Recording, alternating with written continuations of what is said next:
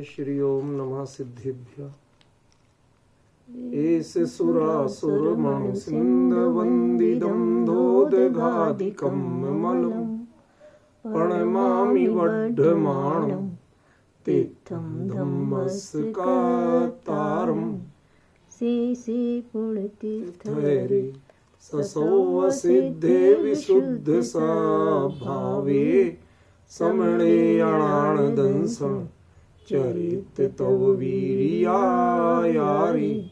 ते सौवे समगम पतेगमेव पतेगम वन्दामि अवट्टन्ते अरहन्ते मानुषे खेते किच्चारिहन्ताणं सिद्धाणं तहिणमो गणहराणम् अज्जावयवगाणं साहूणं चैव सौवेसिं तेसिं विशुद्धदंसं नाणपहाणासमं समासेज्य उपसंपयामि सम्मं जतो निर्वाण संपत्ति। प्रवचन सार परमागम ज्ञान तत्व प्रज्ञापन महाधिकार गाथा 5 पृष्ठ 6। तेसिं विशुद्ध दंसं प्राणपहाणासमं समासेज्य उपसंपयामि सम्मं जतो निर्वाण संपत्ति। इस गाथा पर अपनी चर्चा हो चुकी थी। 2 शब्दों पर थोड़ा सा खुलासा और करना है। एक समासेज्य और एक उपसंपयामि, क्योंकि इन दोनों में मूल जो वर्ब है वो अकेली नहीं है, उनमें कुछ ना कुछ जुड़ा हुआ है। आसेज्य मूल वर्ब है प्राप्त करके, समासेज्य भली भांति प्राप्त करके। डिफरेंस समझ रहे हैं? तो इसका मतलब कुछ विशेषता बताना चाहते हैं आचार्य देव। ऐसे ही संपयामी और उपसंपयामी, ठीक है ना। तो ये जो है संपद्येत या संपद्य, ये जो रूप है ये तो मूल है, लेकिन इसके साथ उप जुड़ा हुआ है। ये 2 चीजें हमें समझना पड़ेंगी कि आचार्य देव ने क्या संकेत किया है। समझ रहे ना मेरी बात? थोड़ा सा गौर तो करना पड़ेगा। थोड़ा गैप हो जाता तो आप लोग जरा केंद्र मन वाले नहीं दिखते हैं, तो मैं फिर से रोकता हूं कि भैया वापस केंद्रित हो जाओ, तो हम आगे चर्चा शुरू करें। बात क्या है? बात ये है कि विशुद्ध दंसणाण पहाड़ आसमम के साथ आचार्य देव ने समासेज्य का प्रयोग किया। अकेला आसेज्य नहीं बोला।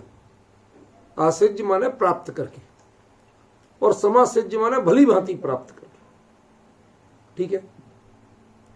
दूसरा सम्मम उपसंपयामि, ठीक है ना। तो यहां पर साम्य को या सम्यक को उपसंपयामि, निकट पहुंचता हूं। किसके? जतो निर्वाण संपत्ति, जिससे निर्वाण की प्राप्ति होती है, ठीक है ना। तो इनमें एक के साथ समासेज्य और एक के साथ उपसंपयामि, ये जो 2 भिन्न भिन्न प्रयोग किए हैं, मतलब इसमें जो उपसर्ग जोड़े हैं, एक में सम और एक में उप, उसका वास्तविक अभिप्राय क्या है? देखो, सम्मम तो वास्तव में है समासेज्य, ठीक है ना, और दंसण विशुद्ध दंसण नाड़ पहाड़ आसमम है उपसंपयामी। इसमें थोड़ा सा क्रम बदल रहा है। क्यों? मैं आपको क्लियर करूंगा, इसी से रहस्य खुलेगा सारा। उपसंपयामी और समासेज्य, ये दोनों क्रियाएं उत्तम पुरुष एक वचन की। उत्तम पुरुष एक वचन माने मैं के साथ जो क्रिया प्रयोग होती है, मतलब उसमें मैं शब्द का प्रयोग नहीं है तो भी अंडरस्टूड मान के चलना। और जब इसमें मैं शब्द का प्रयोग हो जाएगा तो उस मैं का अर्थ कौन होगा? स्वयं आचार्य कुंद कुंद, कोई दूसरा नहीं हो सकता। ख्याल में है? तो इसका मतलब ये गाथा सीधे कुंद कुंद से जुड़ रही है। और यदि हमने कुंद कुंद से जोड़ के नहीं देख पाया, अर्थ नहीं निकाल पाया, तो इसका मतलब हम कहीं ना कहीं फेलियर। ठीक है ना? तो विशुद्ध दर्शन ज्ञान प्रधान आश्रम, उसको और सम्यक, इनमें हमने क्रिया का परिवर्तन क्यों किया? उसको तो हमने सम्मम को समासेज्य कहा और विशुद्ध दर्शन ज्ञान प्रधान आश्रम को उपसंपयामी कहा। ये क्रम बदला। क्यों बदला? इसी में सारा रहस्य। विशुद्ध दर्शन ज्ञान प्रधान आश्रम वह भूमिका है जत्तो निर्वाण संपत्ति, जिससे निर्वाण की प्राप्ति होती है। ठीक है ना? उसके मैं निकट पहुंच रहा हूं, उपसंपयामी, निकट। लेकिन सम्मम समासेज्य वह भूमिका कब प्राप्त हुई मुझे? जब मैंने सम्यक को भली भांति प्राप्त कर लिया। एकदम से नहीं खुलेगा सब कुछ।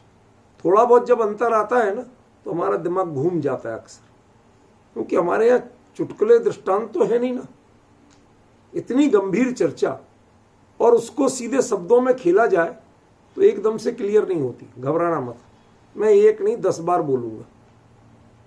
मुकेश जी, आज का जो टॉपिक है ना, उस पर थोड़ा सा नहीं, थोड़ा ही नहीं बल्कि बहुत सा उपयोग केंद्रित करना पड़ेगा, तब पकड़ में आएगा। ठीक है? पहले ये बताओ कि छायक सम्यक दर्शन की प्राप्ति के बाद ही श्रेणी का पुरुषार्थ या उसकी पात्रता होती है? क्या श्रेणी की पात्रता पहले होती है और छायक सम्यक दर्शन की प्राप्ति बाद में होती है? मेरी बात समझ में आ रही कि नहीं आ रही? मैं बड़ा सिंपल सरल सा प्रश्न पूछ रहा हूं।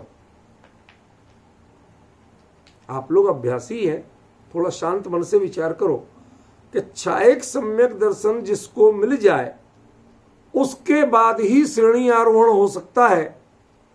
ऐसा नहीं है कि छायक सम्यक दर्शन के बिना भी श्रेणी आरोहण हो सकता। तय है ना? इसलिए मैंने कहा कि जो सम्मम समासेज्य छायक सम्यक दर्शन को तो भली भांति प्राप्त कर लिया, देयर इज नो डाउट।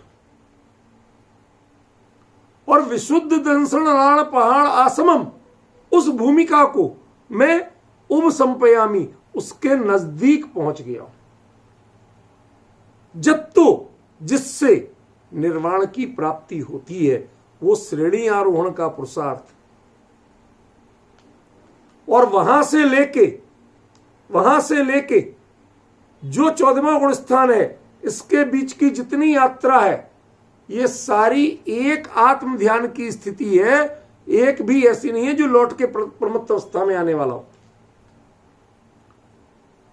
छपक श्रेणी आरोहण के बाद सिद्ध होने के पहले तक जितनी सांसारिक प्रक्रिया है, वो सारी की सारी प्रक्रिया कैसी है भाई? निर्वाण की प्राप्ति तो उसी क्रम से ही होगी ना। तो वह सारी प्रक्रिया कैसी है? वह सारी प्रक्रिया ऐसी है कि जिसके साथ जो निर्वाण का कारण है। और कुंद कुंद आचार्य कह रहे हैं वो संपयामी, मैं उसके बिल्कुल ऐसे मुहाने पे, दरवाजे पे खड़ा हो गया।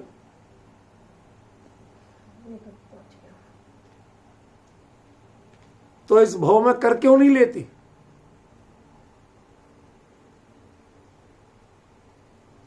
उत्तर कुंद कुंद ने जो दिया है ना, सिर्फ समझदार निकाल पढ़ सकता है उसको, बाकी समझ में नहीं।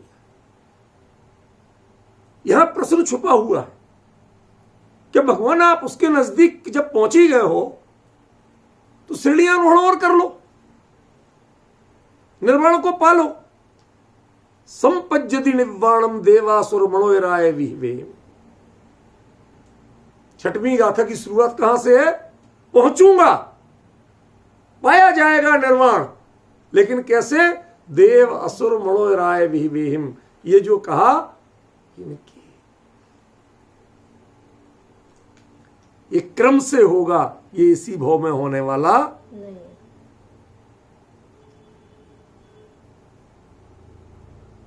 इसलिए आचार्य ने उप शब्द का, उपसर्ग का प्रयोग किया। मैं नजदीक तो पहुंचा हूं, प्राप्ति नहीं है। लेकिन उससे इतना दूर भी नहीं होऊंगा कि बिछुड़ जाऊं। उसको मैंने बसा लिया है, तय कर लिया है। अब जितनी चाहे देर में मिले, जैसे टिकट बुक कर लिया, ट्रेन 6 घंटे लेट है, 6 नहीं 7 घंटे लेट हो जाए, टिकट मेरा कंफर्म, 7 घंटे बाद चढ़ूंगा। समझ गया? इस भाव में नहीं, तीसरे भाव में चढ़ूंगा, लेकिन वह उसके मैं नजदीक पहुंच चुका हूं। अब उससे विमुख मुझे कोई 3 लोक में कर सकता नहीं। जरा सोचिए, सामान्यतः मंगलाचरणों में सामान्य बातें कही गई हैं कि उन्होंने ऐसा, गणधर देव ने या तीर्थंकर भगवान ने या किसी ने ऐसा जो तत्व ज्ञान कहा है, मैं उसकी चर्चा करता हूं, मैं उसको बताऊंगा। बोच्छामी समय पाओ, क्या कहा था? बोच्छामी को उपसंपयामी। ये प्रक्रिया है, यहां की गाथा में जो क्रिया है वो प्रक्रियागत है, और वहां मात्र बोलने की। बोच्छामी माने बोलूंगा, कहूंगा। यहां कहूंगा नहीं, करूंगा की बात। सामान्यतः जितने भी मंगलाचरण मिलेंगे, उसमें यदि ग्रंथकार अपनी ओर से कुछ कहेगा तो भाई ये जो फला आचार्य ने, फला ज्ञानी ने, फला तीर्थंकर ने, फला गणधर ने जो बात कही है, मैं वो कहूंगा। नियम सार में भी क्या कहा? केवली शुद्ध केवली भणिदम, वही बात आ गई। लेकिन यहां पर बोलने की बात नहीं कही। यहां आचार्य ने क्या कहा? उपसंपयामी, मैं नजदीक पहुंचता हूं, पहुंच चुका हूं। जो बात कही है, कभी उसकी आपने तो कंपैरेटिव स्टडी की है? 10 मंगलाचरण बगल में रखिए, कुंद कुंद के ही, और 10 में मिलाइए, कोई में ऐसी क्रिया का प्रयोग हो तो बताइए। सब में यही आएगा, मैं ये कहूंगा, मैं बताऊंगा, मैं कोशिश करूंगा, जो कुछ भी है, ठीक है ना। मैं समझाने की कोशिश करूंगा, मैं समझाऊंगा, मैं बताऊंगा, मैं कहूंगा। जब किसी की परंपरा से प्राप्त ज्ञान को कहीं बताने की बात होती है, तो उसमें यही कहा जाता है। मंगलाचरण का वही शिष्टाचार है। लेकिन यहां आचार्य देव ने शिष्टाचार का पालन नहीं किया, सदाचार का पालन किया। एक बात बताइए, किसी के साथ शिष्टाचार करना, हाथ जोड़ना, आपने जैसा कहा बिल्कुल वैसा ही करूंगा, और वैसा जीवन में करके दिखाना, दूसरों को सुना के नहीं, इन दोनों में कुछ अंतर है या नहीं?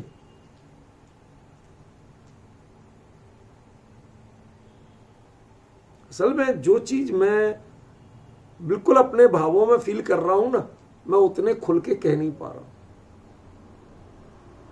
क्यों नहीं कह पा रहा हूं? कोई डर नहीं पड़ा किसी का? क्यों नहीं कह पा रहा हूं? क्योंकि अभी आप लोग उस भाव भूमि में सामने एक भी नहीं दिख रहे, उतने अलर्ट, वो क्या बात कह रहा हूं उसके प्रति जागरूक उतने नहीं दिख रहे।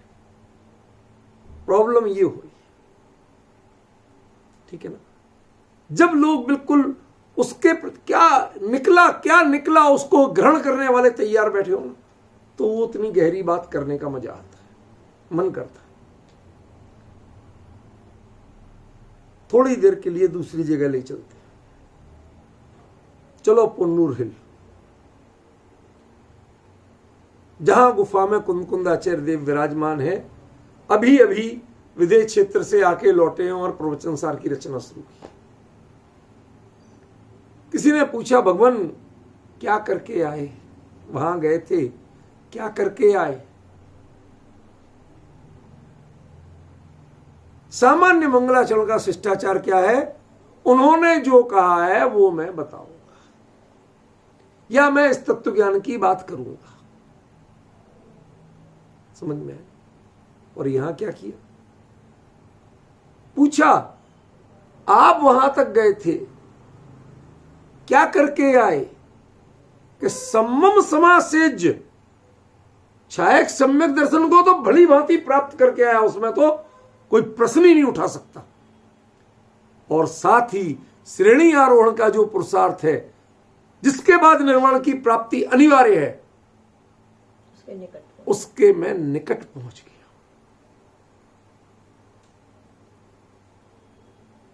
वो निकटता कितनी है कि समय जितना, जैसे आप प्लेटफॉर्म पे पहुंच गए, भाई साहब मुकेश जी, ट्रेन के लिए प्लेटफॉर्म पहुंच गए, स्टेशन पहुंच गए, प्लेटफॉर्म पहुंच गए प्रॉपर, और जहां आपका कोच आएगा वहां नीचे खड़े हो गए, तो ट्रेन में बैठ गए क्या? नहीं बैठे। ट्रेन तो 8 घंटे लेट, कोई बात नहीं, कोई चिंता नहीं।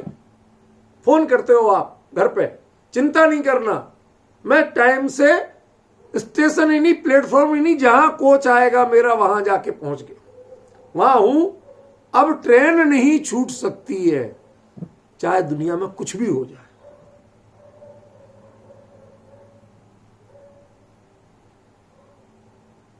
आचार्य कुंदेव सारे मंगलाचरणों के शिष्टाचार की परंपरा को छोड़ के बात कर रहे हैं, अपनी बात कर रहे हैं।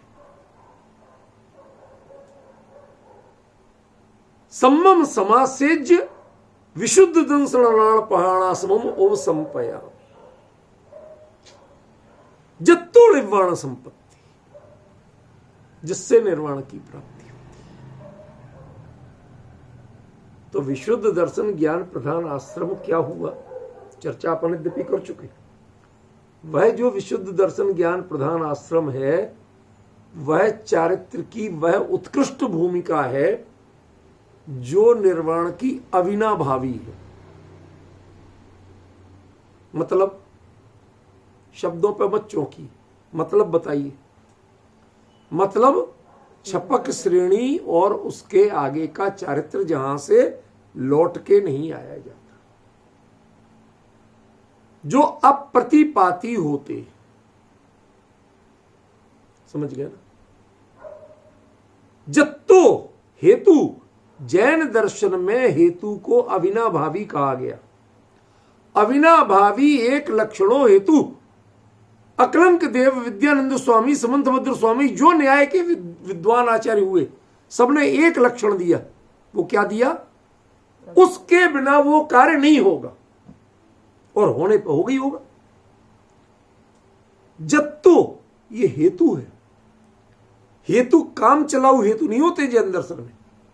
जैन दर्शन में जो हेतु होता है वो अविनाभावी ही होता है, उसके बिना वो काम होगा ही नहीं, और वो होगा तो काम होगा ही होगा। अन्वय और व्यतिरेक दोनों व्याप्तियां मिलती हैं। शांति भाई कभी सुनी है अन्वय व्याप्ति व्यतिरेक व्याप्ति? नहीं सुनी तो कभी कभी पूछ लिया करो कि क्या है, लिख के पूछ लिया करो, बाद में पूछ लिया करो कि आपने चर्चा तो की थी, अभी तो बात आ गई तो अभी बता देता हूं।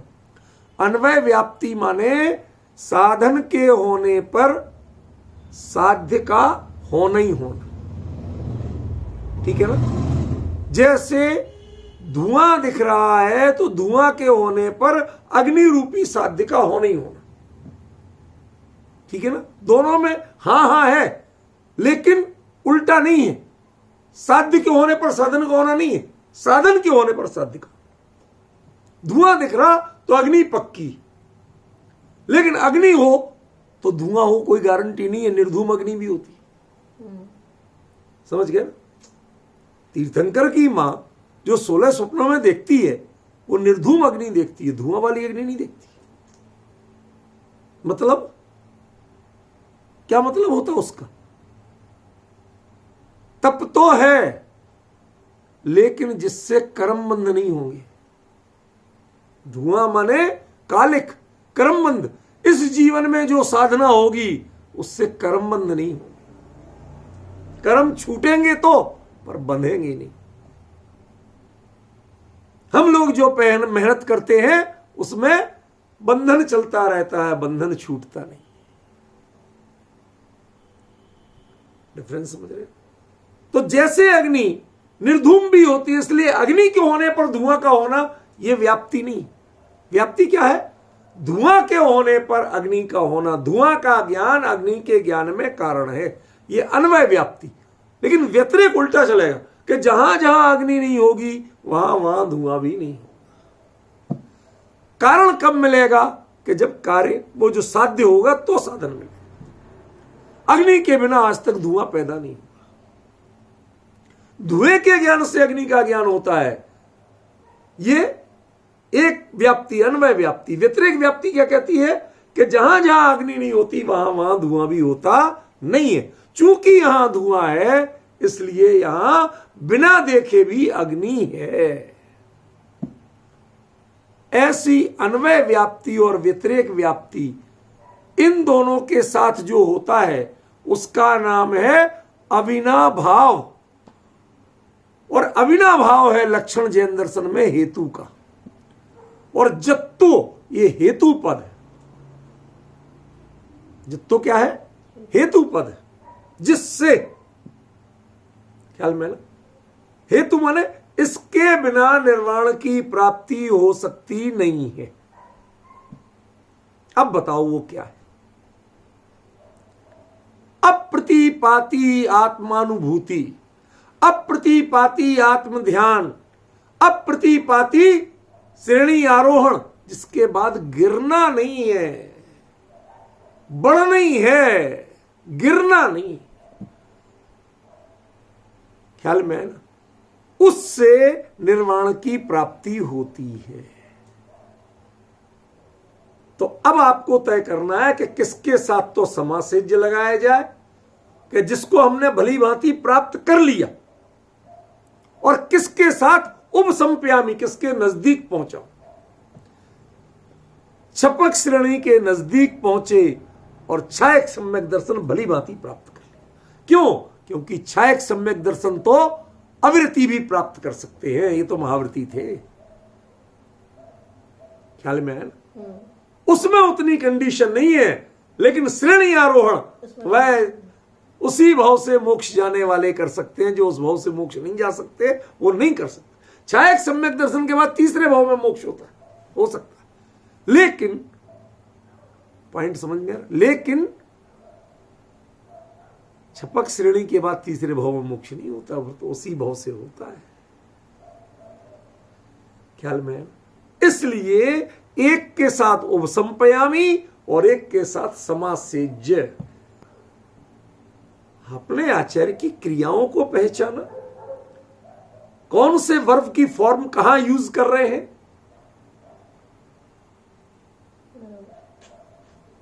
समझ रहे हैं?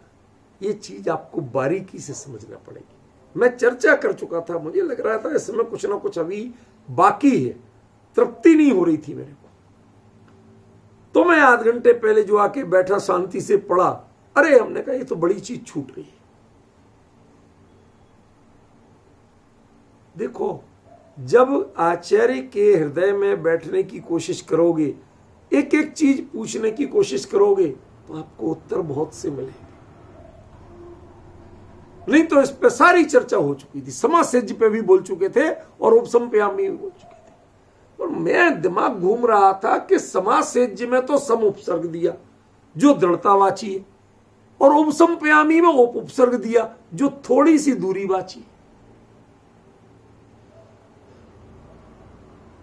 तो सम उपसंप्यामी तो हो नहीं सकता कि मैं छायक सम्यक दर्शन पाने वाला हूं, ये तो हो नहीं सकता। और छपक श्रेणी के लिए कि मैं भली भांति पा चुका हूं, ये भी नहीं हो सकता। पॉइंट ख्याल में आ रहा कि नहीं आ? इसलिए इसको रिवर्स करना पड़ा।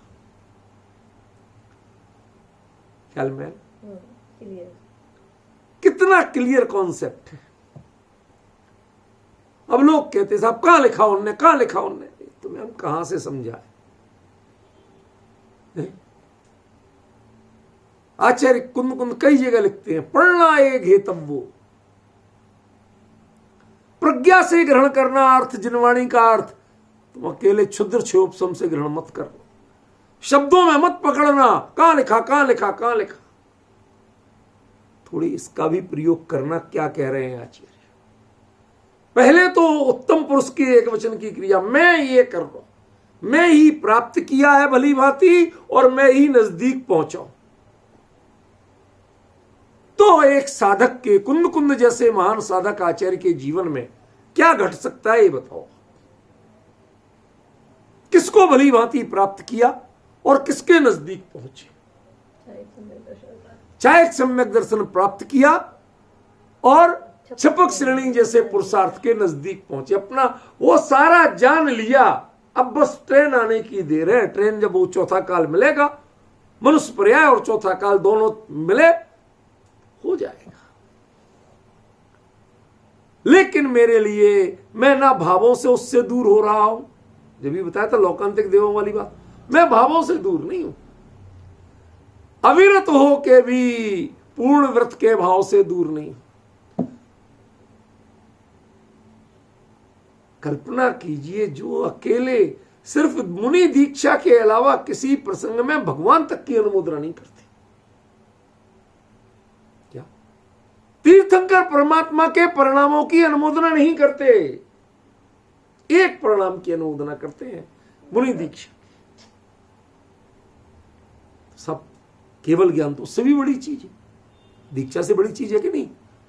तब क्यों नहीं आते? मोक्ष जाने पे क्यों नहीं आते बताओ। व्यक्ति को जिस चीज की जरूरत हो वह उसमें पहुंचता है।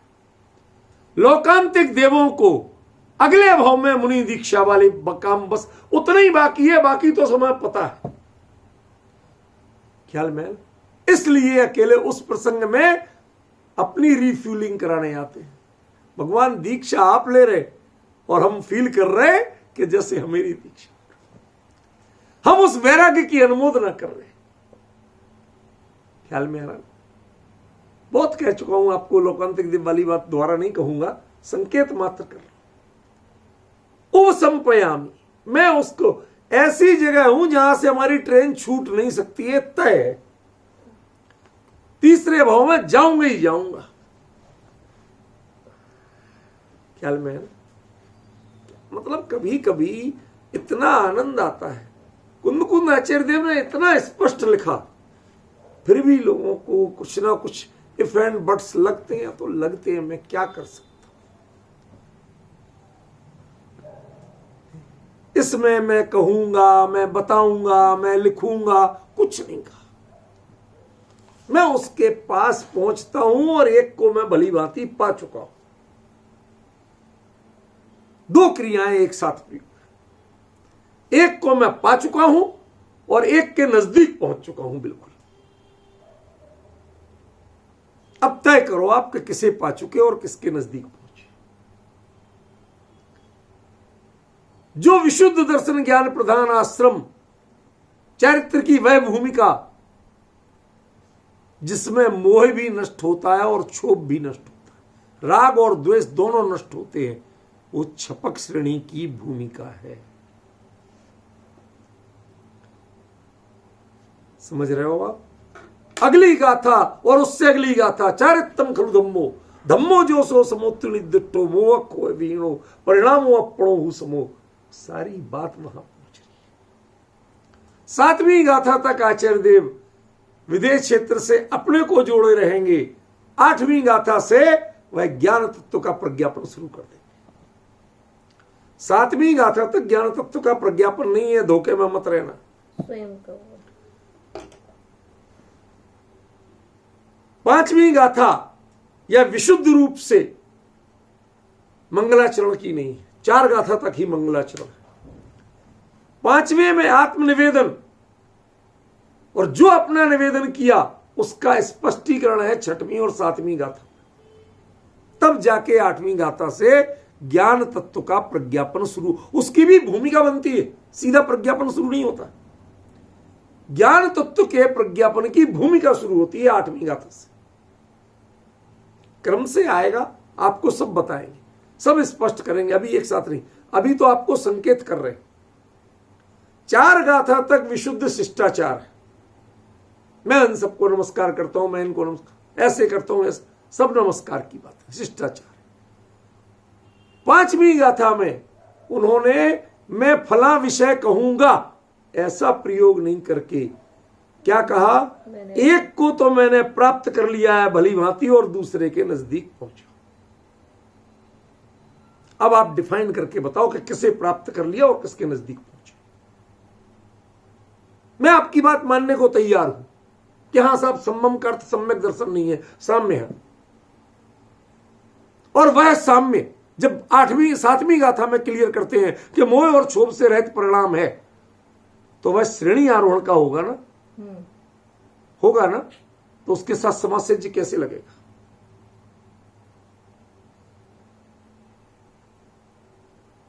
उसे भली भांति प्राप्त कब कर लिया,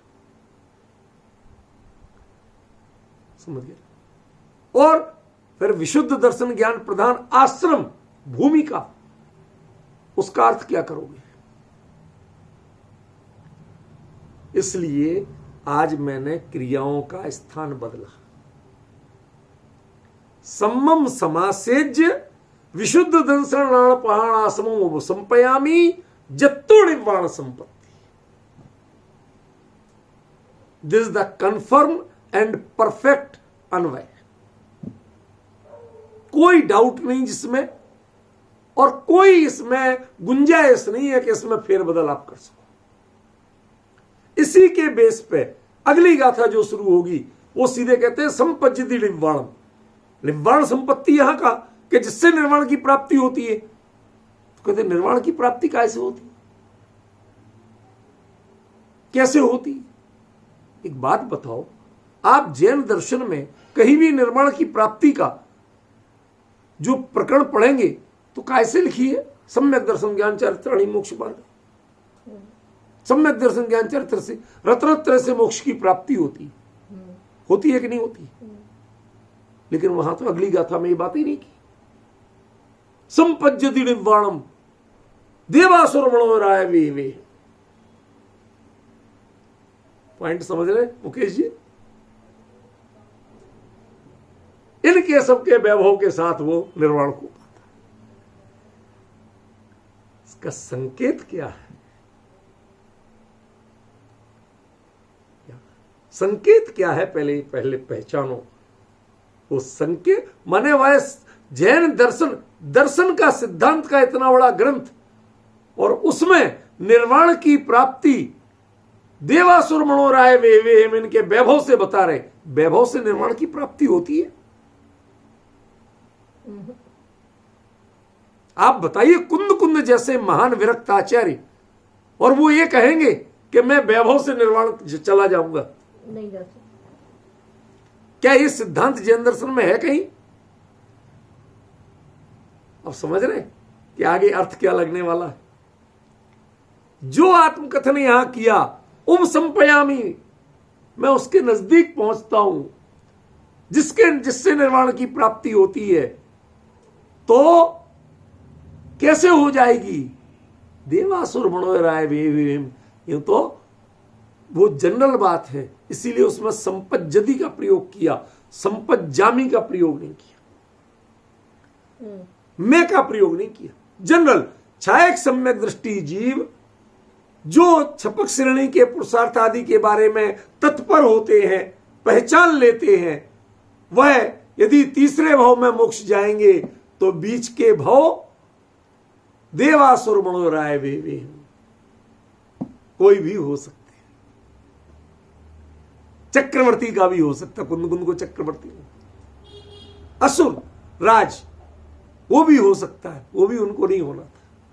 ख्याल में है ना? ये एक जनरल बात है। चाहे एक सम्यक दृष्टि जीव आप पढ़ना क्या क्या होके वह मोक्ष को जा सकता है, वह दो भाव जो और उसके होंगे वो कौन कौन से हो सकते हैं, समझ गए ना। ये अपने को समझना पड़ेगा, पहचानना पड़ेगा, ठीक है ना। ये दो पात्रता प्राप्त करने के बाद एक सम्मम समासेज्य विशुद्ध दंसनाण पहासमम उपसंपयामी, ये दो जत्तो निर्माण, ये दो पात्रता प्राप्त करने के बाद जीव निर्वाण की प्राप्ति के बीच में कौन कौन से स्टेशन पे जा सकता है। देवराज, असुरराज और मनुष्यराज। देवेंद्र, असुरेंद्र, मनुष्येंद्र। अभी ये वो प्रश्न मत करना, मैं वो प्रश्न बाद में लूंगा जब वो गाथा लूंगा कल, कि इसमें असुर की बात कहां से आ गई, क्योंकि असुर तो भेद भवनवासियों के, और भवनवासी जन्म से मिथ्या दृष्टि होती, इसलिए मैंने कह दिया इसका उत्तर अभी नहीं दे रहा हूं, ये कल आएगा, जब प्रकरण आएगा तब करूंगा। अभी तो मैं आपको दूसरी चीज बता रहा हूं कि जो छायक सम्यक दृष्टि हो और जो इतने उग्र पुरुषार्थी होकर तीसरे भाव में मोक्ष जा ही जाए, तो उसके लिए अधिकतम जो भाव होंगे वो किन किन के हो सकते हैं। देवेंद्र, असुरेंद्र, मनुष्येंद्र, ये आचार्य ने बात कही, इनके वैभव पूर्वक, ये असली उसमें क्लू है, कल जिसका खुलासा हो। देव होगा ही होगा ये अनिवार्यता नहीं कही, देवों के वैभव पूर्वक, असुरेंद्रों के वैभव पूर्वक और मनुष्येंद्रों के वैभव पूर्वक। त्रिंच गति का तो पूर्ण निषेध किया, बाकी देव गति और मनुष्य गति दो की बात कही और उनके भी वैभव की बात कही है, उन योनियों की बात नहीं कही है। वो खुलासा कल आएगा, आज वो प्रश्न में उलझ जाऊंगा तो यहां का प्रकरण छूट जाएगा। आज ये प्रकरण समझो पहले, कितना क्लियर कह रहे हैं आचार्य देव। पहले तो मैं उपसंपयामी, मैं पास में पहुंच रहा हूं, मैं समाज से जो मैंने अच्छी तरह से प्राप्त कर लिया है, ठीक है ना। ये दोनों को पहले आप पहचानने की। और तीसरा जत्तो निर्वाण संपत्ति, जत्तो माने अविनाभावी हेतु, जिसके बिना वो कार्य हो ही नहीं सकता।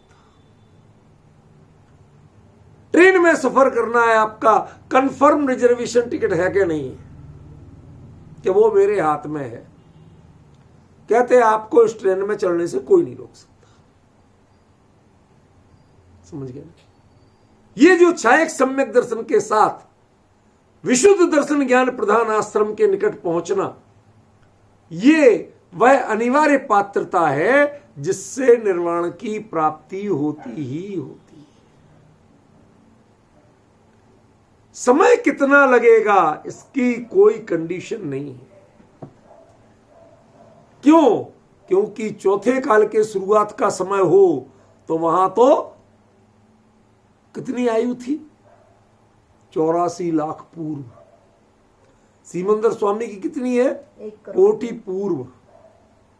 पूर्व, पहले तो पूर्व का ही हिसाब के तो हमारे कैलकुलेटर फेल हो जाते, और उसमें आप लाखों करोड़ों की बात करते हो।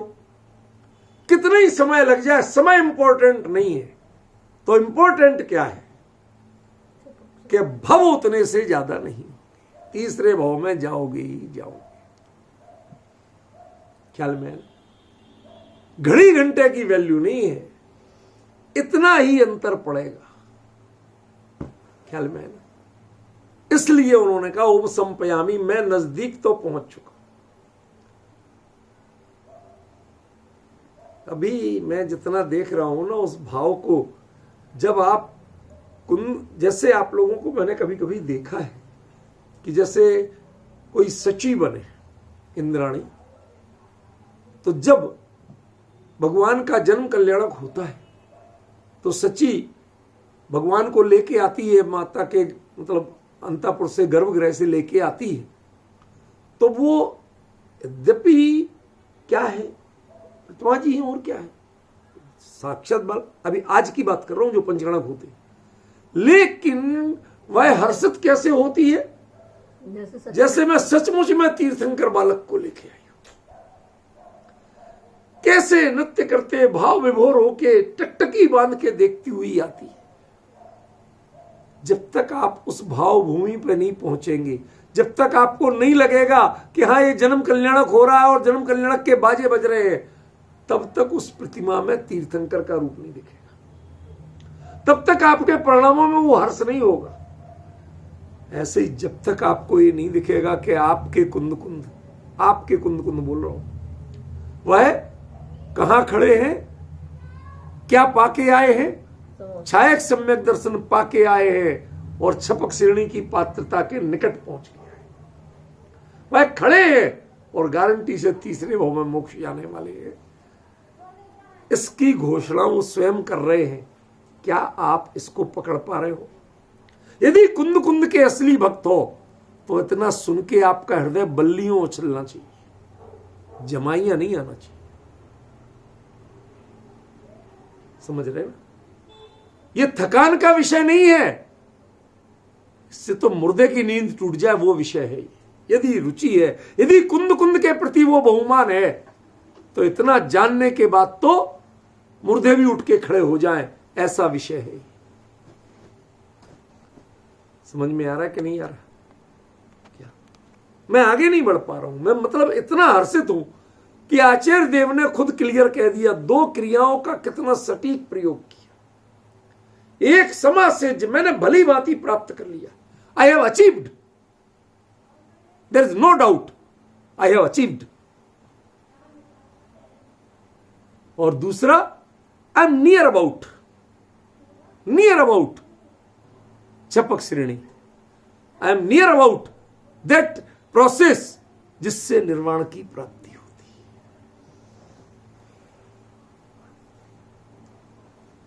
दो भाव की दूरी है, लेकिन दो भाव की दूरी उन्हें इतनी सी भी नहीं लग रही। आप जब जिनेंद्र भगवान के दर्शन करते हैं, उसमें एक श्लोक आता है, मुझे पूरा याद नहीं आ रहा, लेकिन एक उसका एक पंक्ति का रूप याद आ रहा है, ये संसार का सागर मुझे चुल्लू बराबर लग रहा है। चुल्लू का प्रमाण पढ़ा है ना कभी? चुल्लू का प्रमाण मुझे इतना बड़ा भवसागर चुल्लू जितना लग रहा है। आचार्य कह रहे उपसम पयामी, बगल में तो खड़ा हूं, बगल में खड़ा हूं, बस अभी जाता हूं, कोई दूरी बची ही नहीं, सामने मोक्ष दिख रहा। उन परिणामों की जाति को जरा अपने अंदर में कम से, ठीक है नहीं जानते हो, लेकिन कम से कम उस हर्ष को, उस भावों की भूमिका को फील करने की कोशिश तो करो कि कोई आचार्य ऐसे भी, कुंद कुंद ने सब ग्रंथ लिखे, किसी के मंगलाचरण में ऐसी बात कही हो तो बताओ।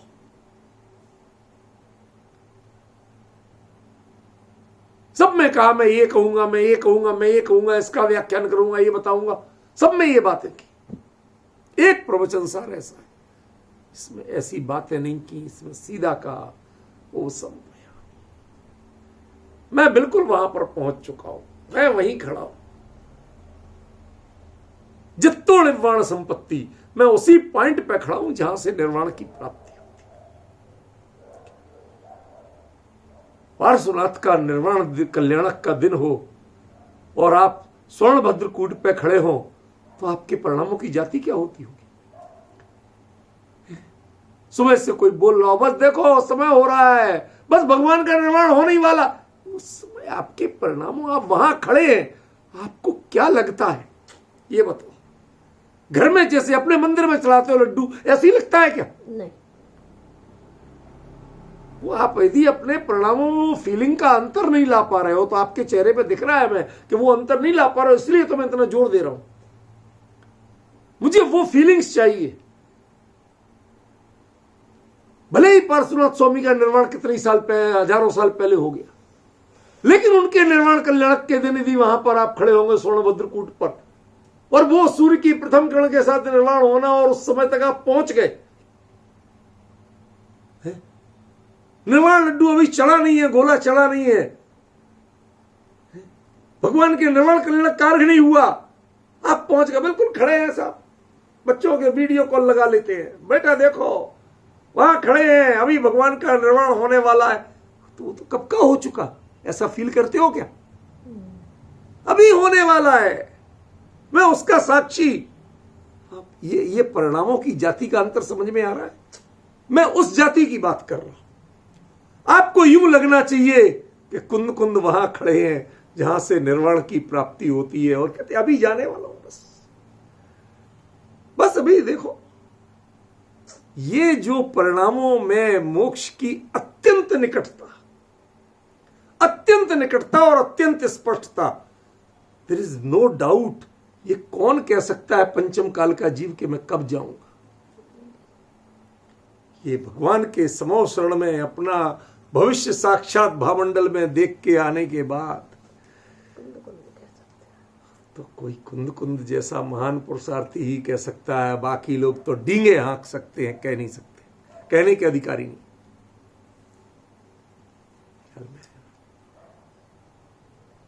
जैसे नाचार्य देव ने इस बात को माना, वो लिखते हैं एवं पूर्व विदे तीर्थंकर नमस्कार मुख्यत्वेन गाथा गता। ये जो गाथा में चर्चा है ये क्या है? पूर्व विदे क्षेत्र के सिमंदर स्वामी के नमस्कार की मुख्यता से गाथा। समझ रहे ना? ये तीसरी गाथा की बात कर रहा हूं, ये पांचवी गाथा की नहीं कर रहा हूं। उसमें उन्होंने लिखा, इसका मतलब वो फील कर रहे थे कि हाँ ये प्रवचन सार वही ग्रंथ है। इसके मंगलाचरण में आचार्य देव वही बात कह रहे हैं कि देखो भगवान, आप हमसे क्षेत्र से जितने चाहे दूर हुए हो, लेकिन कुंद कुंद आपसे दूर नहीं। मैं यहीं से अभी भी तुम्हारे लिए समग्र वंदना भी कर रहा हूं और प्रत्येक वंदना भी कर रहा हूं। ये डिफरेंस को फील करो, उन भावों को समझो। घर में बैठ के चाय पीते पीते सम्मेत शिखर में स्वर्णभद्रकूट के निर्वाण कल्याणक का मजा नहीं लिया जा सकता। कोई वीडियो कॉल करे दिखाए तो अभी नहीं होता है भाई साहब, उसके लिए उस भाव भूमि पे पहुंचना पड़ेगा। वहां जाकर के जो आपको तृप्ति, जो हर्ष मिलता है, इधर किरण निकली नहीं और भगवान का निर्वाण चारों ओर जय जयकार, समय जो आपको मन में लगेगा वो घर में चाय पीते पीते लगेगा। चाहे आपको वही दृश्य दिखाया जाए, 56 इंची की टीवी पे दिखा दे तो लगेगा। आपके परिणामों में वो अंतर चाहिए मुझे जो स्वर्णभद्रकूट पे पार्श्वनाथ स्वामी का निर्वाण कल्याणक मनाते समय मिलता है, जो घर में वही दृश्य देखते हुए नहीं मिलता। आप कुंद कुंद से जुड़िए इतना, तब ये प्रवचन सार समझ में आएगा। वो कहते हैं मैं वहां तक पहुंचने के बाद प्रवचन सार की बात कर।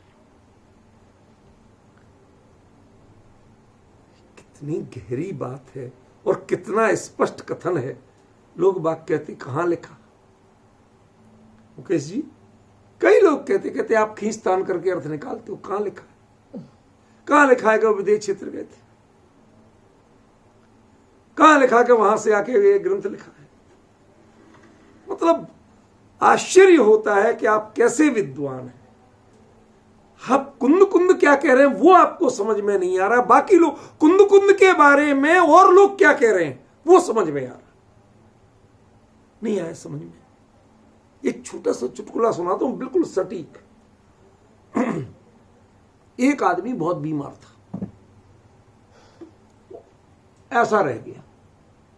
डॉक्टर ने चेक किया, चेक करके डॉक्टर बोला ही इज डेड, मर गया। ही तो आदमी सुन रहा था, मरा नहीं था। उसने कहा मैं भी मरा नहीं हूं। तो अभी भी बोले चुप रहो, डॉक्टर ज्यादा जानते हो, तुम ज्यादा जानते हो, तुम डॉक्टर हो क्या? तमाशा समझ में आ रहा है? कुंद कुंद की बात स्वीकार नहीं हो रही है आपको, दूसरे लोग जो बता रहे हैं एक्सपर्ट बनके, उनकी बात आपको स्वीकार हो रही है। आप कुंद कुंद का मुंह बंद करना चाहते हैं कि दूसरे लोग जो कह रहे हैं वो ज्यादा जानते कि तुम ज्यादा जानते। भाई साहब सच बताओ, स्थिति ये है कि नहीं है? किसी ने नहीं लिखा। अरे किसी ने लिखा हो या नहीं लिखा हो, कुंद कुंद तो कह रहे हैं। क्या आपको उन पर भरोसा नहीं है? तो दावे करना छोड़ दो कि हम कुंद कुंद के चेले। मंगलम कुंद कुंदाद्यो कहने की बातें आपको अधिकार नहीं रह गया। क्षमा करना, आप अधिकार खो चुके। यदि यह शंका है, नहीं तो कुंद कुंद खुद कह रहे हैं, आपको उसका सिर्फ हर्ष होना चाहिए। यदि आप सही पत्नी होती तो पति बोल गया, डॉक्टर निकल यहां से। कहां, किसने डिग्री दे दी तेरे को? मेरा पति मेरे से बोल रहा है और तू कहता ही इज डेड, निकल यहां से। ऐसे ही जब कुंद कुंद हमें बोल रहे हैं कि मैं छायक सम्यक दर्शन प्राप्त करके छपक श्रेणी के मुहाने पे खड़ा हूं जिससे निर्वाण की प्राप्ति होती है, और उसके बाद कोई कहता साहब किसी ने नहीं कहा, निकल वहां से बाहर। जब हमारे कुंद कुंद कह रहे हैं तो हमें किसी की सुनने की जरूरत नहीं। अब डिफरेंस ख्याल में आया मैं क्या बताना चाहता हूं? यह शंका दिमाग से निकालना पड़ेगी, तब प्रवचन सार समझ में आएगा। दृढ़ विश्वास जगाना पड़ेगा, तब प्रवचन सार समझ में आएगा। कुंद कुंद गए थे, वहां से क्या लाए ये भी बता रहे हैं, और उससे फिर जो जो चीजें वहां समझ के आए, तो एक में ज्ञान तत्व संबंधी, एक में ज्ञेय तत्व संबंधी, और एक में चरणानी योग संबंधी। ख्याल में है ना? ये क्रम चलने वाला है, ये अंतर रहने वाला है। इसको आपको पहचानना पड़ेगा। यदि नहीं पहचाना तो अंतर पड़ेगा। और दूसरी एक और बड़ी बात बता दूं, उस दिन संकेत किया था, खुलासा नहीं हुआ था। निर्वाण संपत्ति, प्राप्ति और संप्राप्ति, मतलब वो जो निर्वाण होगा वो उपसर्ग केवली का नहीं होगा। कर्म ऐसे बचेंगे ही नहीं कि ऐसी कोई घटना हो। वो तो अनायास पुरुषार्थ करने वालों के ऐसा होता है, जिनका तीन भाव पहले से इतनी स्पष्टता के साथ पुरुषार्थ चल रहा हो, जिनकी भावों की भूमिका इतनी उत्कृष्ट हो, उनको ऐसे कर्म ही नहीं बचे होते हैं कि जिन पर कोई, जिनके उदय से कोई उपसर्ग हो सके। पॉइंट ख्याल में आ रहा है? जो आपने प्रश्न पूछा था ना, उपसर्ग केवली और जो केवली समुद्घात, काफी कुछ मिलते भी हैं, अलग भी होते हैं। समुद्घात एक क्रिया है, उपसर्ग केवली दूसरी क्रिया है। उपसर्ग केवली के समुद्घात होना अनिवार्य नहीं। समुद्घात कब होता है?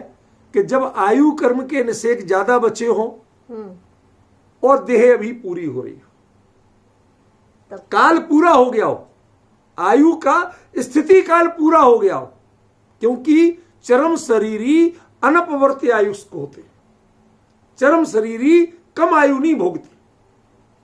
अंतर क्या है?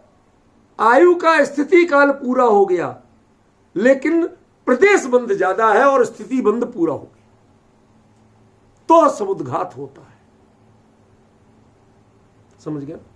हर उपसर्ग केवली के समुद्घात होता है, ये जरूरी नहीं। इसलिए केवली समुद्घात कॉन्सेप्ट अलग है, उपसर्ग केवली कॉन्सेप्ट अलग है। हमने बात की है उपसर्ग केवली की। आप कल्पना कीजिए, ऐसे दृश्य यदि आपको दिखाए जाए केवल ज्ञान के लिए, तो आपका मन कांपेगा। धर्म में श्रद्धा कब होगा? कैवल्य के प्रति विश्वास घटेगा। इसलिए आचार्य देव ने कहा कि ये कोई बहुत रेयर केस में होते होंगे तो होते होंगे, जिन शासन में जो इस प्रक्रिया से चलते हैं उन्हें मात्र निर्वाण की संप्राप्ति होती है, अकेली प्राप्ति नहीं होती है, एन केन प्रकार प्राप्ति नहीं होती है, परफेक्ट आइडियल रूप में ही प्राप्ति होती है। जो आचार्य कह रहे हैं उसको जरा बारीकी से समझो। यदि कुंद कुंद के एक एक विशेषण को, एक एक उपसर्ग प्रत्यय को बारीकी से नहीं समझोगे तो आप नुकसान में हो। नहीं आया समझ लो। किसी ने आपको 2.5 करोड़ का चेक दिया, 2.5 करोड़ का, और गलती से आप 1 शून्य कम पढ़ पाए, कितना रह गया? 25 लाख। 2.5 करोड़ और 25 लाख, कितना लॉस किया आपने? 2.25 करोड़। Can you amazing?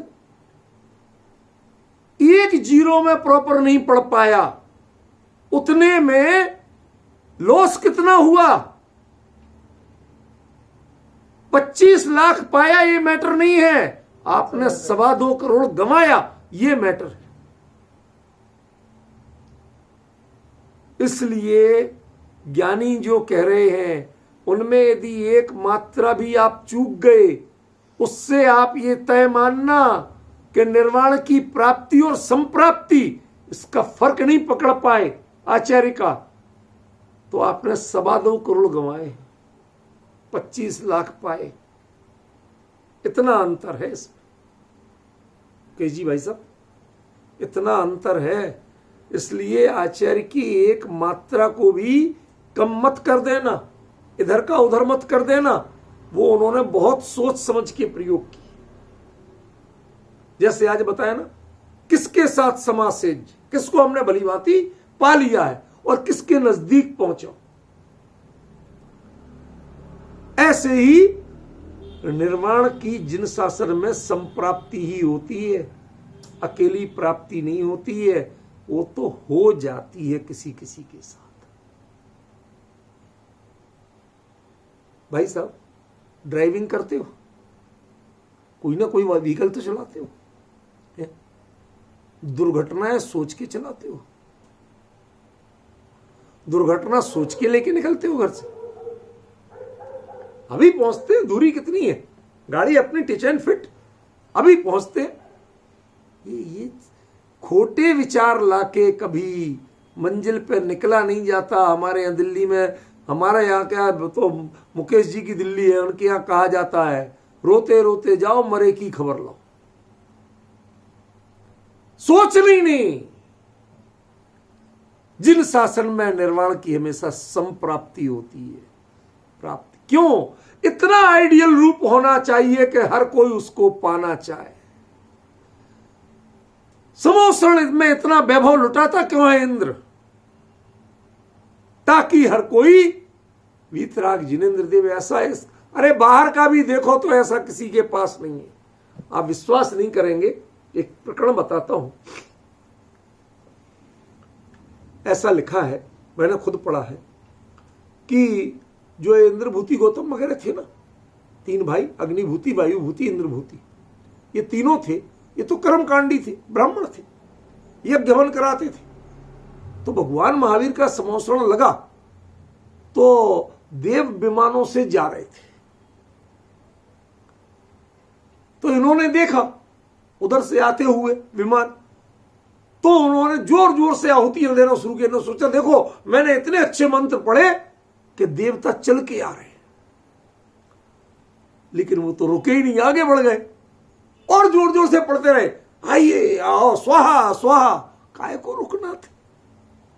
फिर वहां बताया किसी ने, चक्कर क्या है, देवता आते तो हैं, हमारे मंत्रों की ताकत खत्म हो गई क्या? कहते तुम्हारे मंत्रों में कभी देवता नहीं आते, व्यंतर आदि आ जाए तो बात दूसरी है, देव वैमानिक देव नहीं आते। ये तो आते ही केवली के तीर्थंकर के समोषण में आते हैं। भगवान महावीर का समोषण लगाया, वहां के लिए आए। ये तुम्हें भ्रम हो रहा है कि हमारे लिए आए। ये है स्वरूप संप्राप्ति। तीर्थंकरों का जो ऐसा स्वरूप होता है, उसके बाद दृढ़ता जगती है कि हाँ वास्तव में अनंत सुखमय अवस्था है निर्वाण की, अनंत सुखमय अवस्था है केवल ज्ञान की। ख्याल में आया ना। इसलिए संप्राप्ति शब्द आज तीनों क्रियाओं का भली भांति स्पष्टीकरण कर दिया। कल से अगली गाथा चलेगी। आज समय पूरा।